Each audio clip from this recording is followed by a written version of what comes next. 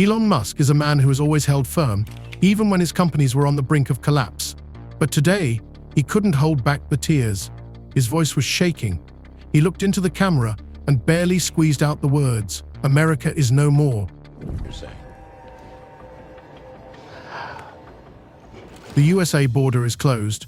This is not a joke or a conspiracy theory. This is a reality that has already changed the country. Tesla and SpaceX stocks have plummeted. The American economy is losing billions every hour. Hundreds of thousands of families are torn apart by the border. Trucks are standing dead weight. Goods can't cross the country. Musk is shocked. Corporations are panicked. Politicians are divided. Obviously, Elon here. I'm at Eagle Pass, just arrived, and we're just going to go around and talk to the major officials and law enforcement and whatnot that are here and just kind of eyeball the situation, get a sense for what's going on, and so you can get the kind of like the real story. But who is behind this decision? Why is this happening now? And most importantly, what happens next? This issue may be the most important one you'll see tonight. We take everything that is happening apart, uncover the behind-the-scenes power games, and look for a way out of this catastrophe. Elon Musk has always been known for his resilience, determination, and composure, even in the most difficult situations. He has overcome countless challenges, from the near bankruptcy of Tesla in 2008 to the incredibly difficult ordeal of launching SpaceX. He smiled when rockets exploded and spoke optimistically about the future, even when companies were on the brink of collapse. But no one expected to see him like this, broken, shaken, with his voice shaking and barely holding back tears. Hey guys, how's it going? This is the shot right here. Okay, look at this. These people, you see how orderly it is? Yeah, I mean, it's very orderly. So it's like an orderly, chaotic, unruly event that's happening. Okay. And it's wrong. It's wrong for everybody involved. Sure. We're not talking one or two people. We're talking thousands of people every day. Thousands of people every day. Yeah. All right. Oh, well. Okay, I'm going to end the live stream now. That moment happened during a special interview recorded in his private office at Tesla's headquarters in Austin, Texas. Musk agreed to comment on the sudden closure of the US border, an event he said would change America forever. At the beginning of the interview, he spoke smoothly, analyzing the situation the way he usually does, with technical precision and strategic thinking. After a few minutes, however, there was a note of alarm in his voice. Then, when he was shown footage of closed border crossings, he fell silent. The cameraman held his breath. Musk shook his head as he stared at the screen, his face losing its usual expression of confidence for the first time in a long time. The video showed shots of deserted checkpoints littered with trash and dust. The place used to be bustling with life, a stream of trucks, people, tourists, workers, but now it looked like a scene from a post-apocalyptic movie. Some Mexican entrepreneurs, unable to do business, slept in their cars, hoping the border would open in a day or two. Families with children denied entry sat on the cold pavement, unsure of what to do next. Musk sighed heavily, his lips trembling. He tried to say something, but his voice traitorously trailed off. This isn't the America I know," he whispered. Tears stood in his eyes. The episode quickly went viral on social media. Within hours, the video of an emotional Musk went viral. Joe Biden didn't just open our borders, he flew illegal aliens over them to overwhelm our schools, hospitals, and communities throughout the country. Entire towns like Aurora, Colorado, and Springfield, Ohio, buckled under the weight of the migrant occupation and corruption like nobody's ever seen before.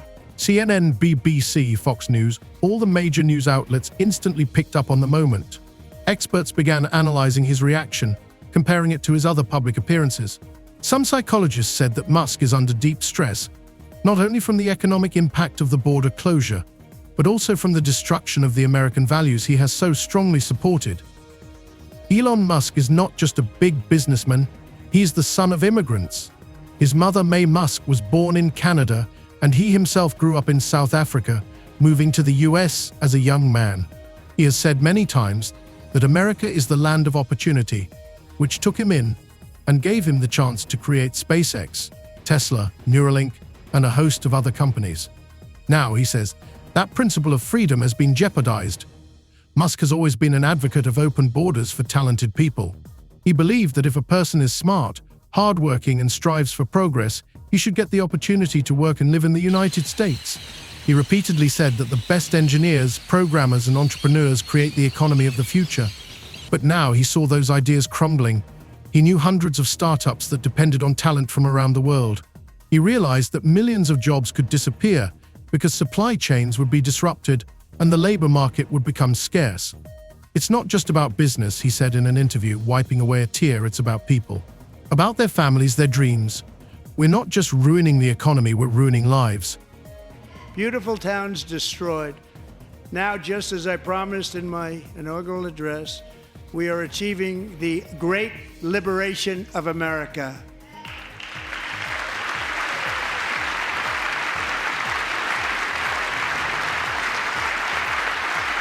After Musk's interview, a veritable wave of protests began. Thousands of entrepreneurs, employees of the affected companies, as well as ordinary Americans whose families were separated by the border, took to the streets of New York, Los Angeles, Chicago, and Houston. People demanded that the decision be reconsidered, insisting that political games should not destroy people's lives. At this time, major corporations including Apple, Microsoft, and Amazon issued a joint statement expressing serious concerns about the potential blow to the technology industry. Many companies explicitly stated that they would be forced to move production and research centers outside the US if the border remained closed. Even among politicians, a split has begun to emerge. Some senators who previously supported closing the border have begun to think about its economic and social consequences. If even someone like Musk, who has always stood for American values, says this is a disaster, we should listen, said one Republican senator. The day after Musk's interview, Tesla's stock price plummeted, losing 4% in a matter of hours. Investors began to get nervous, realizing that if Musk is not sure about the future, it means that the crisis is really serious. Meanwhile, Elon Musk himself did not stop at words. He appealed to the US Congress, demanding an urgent review of the situation and offer a more reasonable solution. He also promised to invest in the creation of independent logistics chains to help small businesses cope with the crisis. However, the main question remained, can America once again become the country that inspires people around the world? Or will it forever change course, closing the doors to talent, opportunity, and economic growth? This emotional moment, when the billionaire who fears nothing could not hold back tears, became a sign of alarm for the entire world. The decision to close the US border became the most discussed event of the decade. It happened suddenly, without much debate, without warning, without any real exit plan. Overnight, border crossings emptied, trucks stopped, and millions of people found themselves on opposite sides of an invisible but impassable wall. But what was the cause? Why did the government take such a radical decision, risking the economy, relations with neighbors, and its own political stability? The official version of the authorities sounds convincing, but is it really so? At this morning's White House briefing, the US press secretary said, "We are making this decision in the name of national security, protecting American workers and preserving our nation's sovereignty. We can no longer allow an uncontrolled flow of people and goods that threatens our economy and society." The rhetoric sounded familiar. Politicians have used it for decades, but never before had the measures been so drastic. The administration's main talking points: stop illegal migration. Border Patrol had lost control of the southern border, officials said. Thousands of undocumented people were sneaking into the US every day, jeopardizing security and overwhelming social services. Protect American jobs. The White House argues that cheap labor from abroad was driving down American wages, and companies were choosing to hire foreigners instead of US citizens. Fighting drug trafficking and crime. According to FBI reports, drug smuggling has increased by 40% in recent years. Authorities said criminal cartels use the border to smuggle dangerous substances, weapons, and finance illegal operations. Preventing a threat to national security. There have been hints on the sidelines of the administration that people with ties to terrorist groups may be infiltrating US soil. This argument was particularly powerful. Fear of external threats has always worked without fail. But there is another version. Political scientists and economists literally exploded with indignation.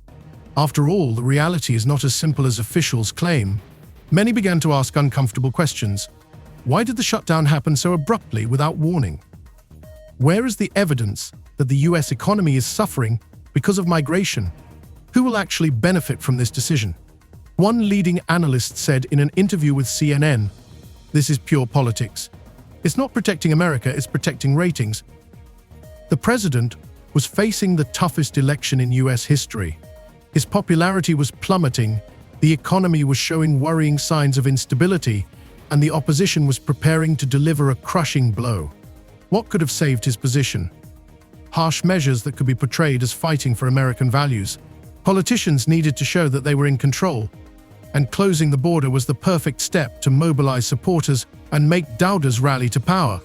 An even more disturbing version is that the decision was not motivated by concern for citizens, but by the interests of certain elites. Many analysts paid attention to large corporations that supported the closure of the border. Some business giants have long lobbied for stricter immigration restrictions, ostensibly to preserve American jobs. But what if it was actually done to artificially create labor shortages, raise prices, and strengthen their monopoly on the market? After the border closure, the US saw a spike in prices for construction services and agricultural products. Some companies began laying off workers en masse, citing new realities. Shares of corporations related to the defense industry and private security agencies rose sharply. Coincidence? Some experts have advanced an even more disturbing hypothesis. What if the border closure is not a mistake, but a conscious move to transform the economy? There is a view that the world's major powers have entered a new era of isolationism. The US could follow the example of some Asian countries in trying to create a fully autonomous economy, canceling trade agreements, moving production back to the US, developing the domestic market. All of this fits into the concept of economic nationalism. But is America ready for such a turnaround? After all, the closing of the border has led to real chaos. The supply of components for the auto industry has been halted. General Motors and Ford plants have been threatened with closure. Farmers are forced to destroy crops because they can't sell them for export. Retailers are suffering losses, stores are reporting shortages of goods produced abroad. The economy is literally collapsing and the government is not commenting on what is happening. What is the real reason? At this point, the truth remains hidden. Officials keep saying it was necessary. But with each passing day, the questions are getting bigger. Why did Musk burst into tears in the interview? What does he know that the media isn't telling him? And most importantly, what forces are really driving this crisis? These are not just temporary measures. This is a global reversal that will determine America's future. Soon we will know the truth. But will we have a chance to make a difference? When the US authorities announced the immediate closure of the border, even the most pessimistic analysts could not have predicted how devastating the consequences would be. The decision seemed to have been made hastily, without taking into account the country's huge dependence on cross-border trade. In the first 24 hours, the US economy froze as if someone had hit the pause button. Thousands of trucks were stranded at the border, stock markets crashed 12%, the largest drop in 20 years. Small businesses were on the brink of survival, and large corporations began emergency meetings. Hundreds of thousands of families were separated. Some were stranded in another country, and some could not return home. The government assured that the situation was under control and new measures would soon be taken. But the reality spoke of an absolute crisis. The first to suffer was retail. Walmart, Target, and Costco stores reported shortages of key items within the first 48 hours of the border closure. Trucking companies reported millions of dollars in losses for every day of downtime. Ford, Tesla, and General Motors automobile plants had to suspend production due to component shortages. A Ford spokesperson stated that they cannot sell cars without parts. Each delay is $1 billion loss to the industry. Moreover, 90% of fresh fruits and vegetables were coming into the US through the southern border. Now they're simply gone. People were literally fighting over the last packages of food in supermarkets, and some chains imposed severe restrictions on food sales. The domino effect was unstoppable. While large corporations were able to make up for their losses, small businesses were trapped. Small coffee shops and bakeries that depended on Mexican coffee and cocoa began closing their doors.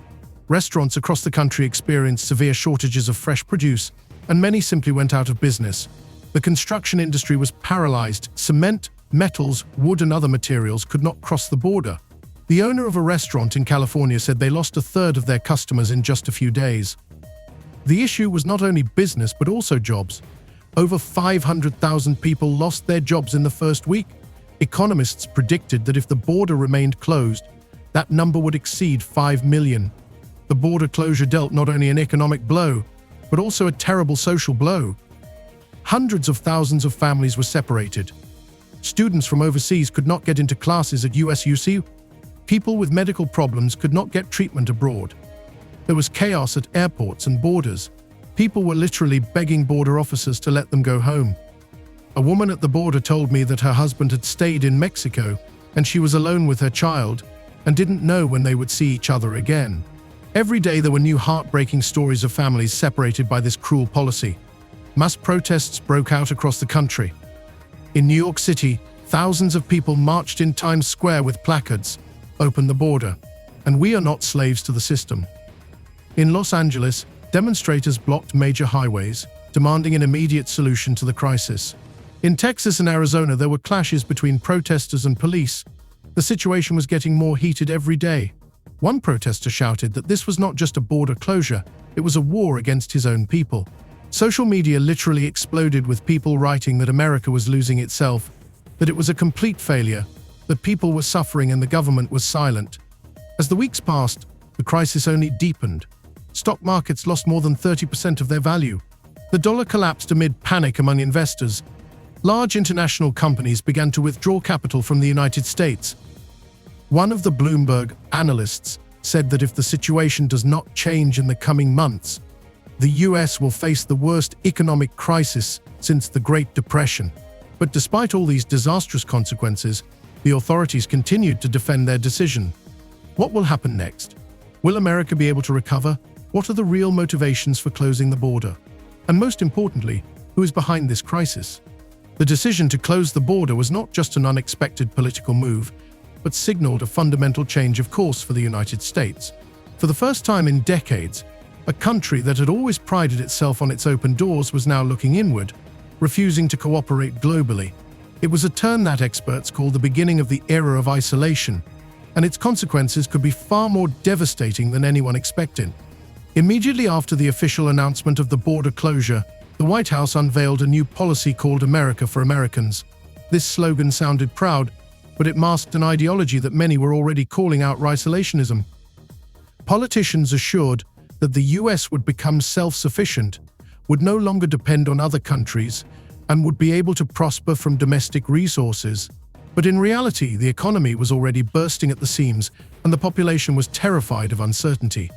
The border closure was the trigger for one of the most serious political crises in US history. The country split into two camps. Some supported the policy, seeing it as necessary to protect jobs, security, and strengthen domestic production. Others saw it as a threat to democracy, the destruction of the economy, and the loss of US international prestige. Protests swept major cities. In New York, Washington, D.C., and San Francisco, hundreds of thousands of people took to the streets to demand that the border closure be lifted and order restored. The authorities reacted harshly. Security forces dispersed demonstrators, curfews were imposed. Localized riots broke out in some cities, and clashes with the police led to mass arrests. At the same time, in more conservative states like Texas and Alabama, people supported the new decision. They organized rallies in support of the closed borders policy, demanded stronger control over immigration, and an end to any cooperation with other countries. Political analysts warned, if the situation did not change, the US could face the most real internal instability, which could turn into a social crisis. The closure of the border caused not only internal division, but also seriously shook international relations. The first to react were the closest neighbors, Mexico and Canada. Both states stated that such a move by the US was a gross violation of all international treaties and jeopardized many years of economic cooperation. The leaders of these countries made harsh statements, demanding explanations and threatening to take retaliatory measures. But the reaction of the European Union was particularly alarming. Germany, France, and the United Kingdom expressed concern that the US was drifting into total isolation. Some European diplomats compared the decision to the beginning of the political and economic Cold War. China and Russia took advantage of this moment to increase their influence in international trade. They began to offer new trade agreements to other countries, claiming that they would now be the leaders in the global economy. The US was gradually losing influence, turning from a world leader into a closed country that refused to cooperate globally. The White House claimed that the new policy would allow the country to develop its own production, create jobs, and reduce dependence on other countries. But economists warned such a path threatens complete economic collapse. The US economy used to be built on global supply chains.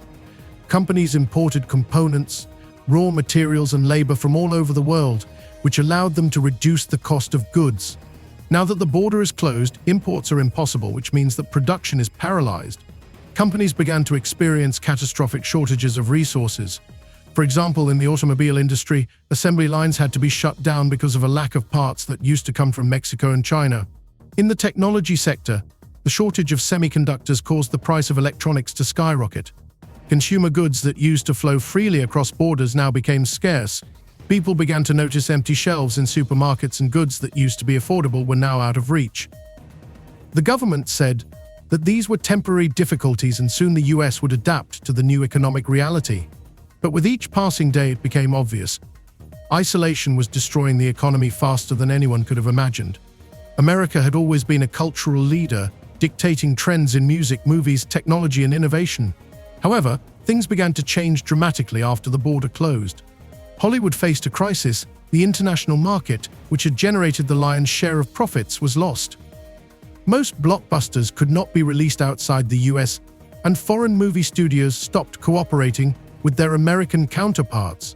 Technology giants like Apple, Google, and Microsoft began to suffer huge losses because they could no longer sell their products freely in international markets. American universities, which attracted the best students from around the world, began to lose funding as foreign students could no longer enter the country. This hit scientific research and led to an exodus of minds that now sought opportunities in Europe and Asia. Over time, it became clear the US was no longer the center of the world. Economists and analysts warned that if the situation did not change, the US risked repeating the fate of countries that had once tried to isolate themselves from the rest of the world. History knows many examples when such decisions led to economic decline, social instability, and complete loss of international influence. Can a country survive in a new world where it has closed itself off from everyone? Or will this experiment in isolation lead to consequences that cannot be undone? America faces a moment of truth.